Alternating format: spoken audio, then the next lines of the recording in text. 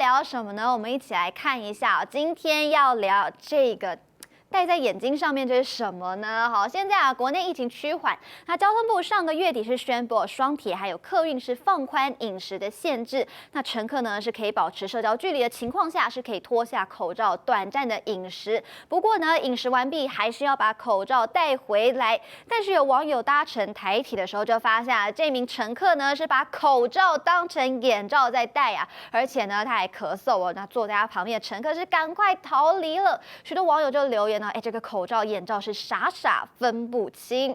好，再我们看到，真的不要惹你的女朋友生气哈。这一名网友呢，他就分享自己的男性好友不小心忘记了西洋情人节，那他就在家中打了一整天的电动，好把女朋友都给忘了，就晾在一旁。好，没有想到他的女朋友是直接使用出了这个绵绵封印术来发泄心中的怒火。所以可以看到，全部贴满了他的这个电脑桌他荧幕印表机好都被贴上了卫生棉。那数一数呢，一共是有11片左右。那有日用的，也有那种加长型的夜用版本而且不仅如此呢，荧幕上面还贴了一片面膜。好，有没有看到？就在这里还有一片面膜。那这个桌上全部呢都是卫生棉的包装袋不少网友就笑翻，回应表示这种直接放生就好还有人说这个卫生棉也不浪费省起来。有人就跟他说呢，下一个会更好。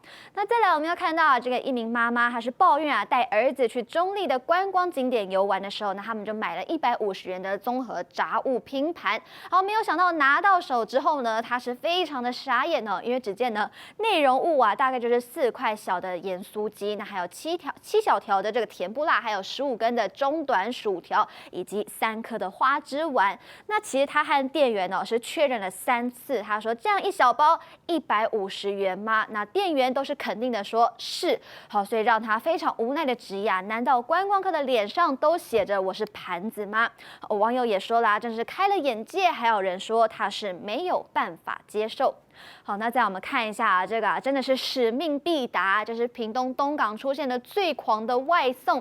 有一名外送员，他接到了订单的指令是要请他把这个餐点放到东港渡船码头的船上，漂洋过海送到小琉球，而且还指定你一定要放进下午1点半的那班船上面。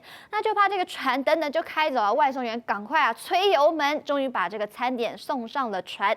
那贴文曝光之后，有网友就搞笑的回应：难道小琉球没有牛排馆吗？是立刻引发热议。外送员骑着摩托车直奔东港渡船码头，赶在船要开走前，赶快将手上外送餐点交给船班人员。这也是外送员第一次收到要坐船到小琉球的送餐订单。外送地址上竟然写着东流线码头，上面还备注帮我送上1点半的船班，一共点了214元的牛排。外送员1点17分取完餐，立刻冲向码头，客人还额外备注把餐点放上船就可以了。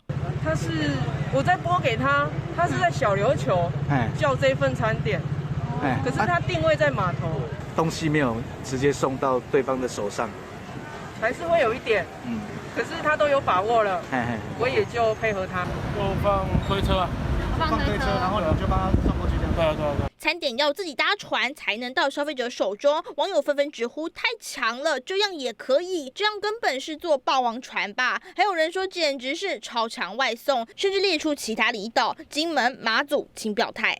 一定是会傻眼的，因为没有遇过他们好像是设定到那个码头那边，然后再请外送员送到船上这样。第一次遇到，重点是我还想说小琉球没有牛排吗？这家牛排是多好吃啊！收不收费我们还是可以研究的哈。事实上，因为我们目前真的以那一天的状况，其实是一个为乡亲服务的一种做法。原来这间牛排是东港在地人推荐的牛排店，加上小琉球当地没有牛排店，居民脑筋动得快，扣除折价券只花了9块钱运费，就让牛排漂洋过海，也令网友哭笑不得。记者张春华、马嘉瑜屏东报道。